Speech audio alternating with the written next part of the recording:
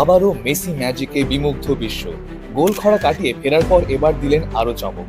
রবিবার ভোরে major league সকারে DC ইউনাইটেডকে ৩-২ ব্যবধানে হারিয়েছে মিয়ামি। ম্যাচের শুরু থেকেই আক্রমণ প্রতি আক্রমণে জমে ওঠে খেলা। তবে প্রথম গোল আসতে সময় লাগে ৩৬ মিনিট।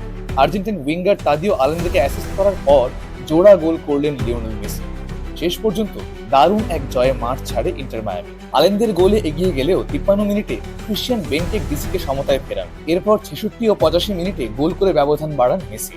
যোগ করা সময়ে ডিসি এক গোল শোধ করলেও জেতা আর সম্ভব হয়নি তাদের। ম্যাচ শেষে কোচ হাভিয়ের মাস্কেরানো বলেন, মেসির জন্য এটা ছিল আরেকটা সাধারণ রাত, কিন্তু অন্য যে কোনো খেলোয়াড়ের জন্য তা একেবারেই অবিশ্বাস্য।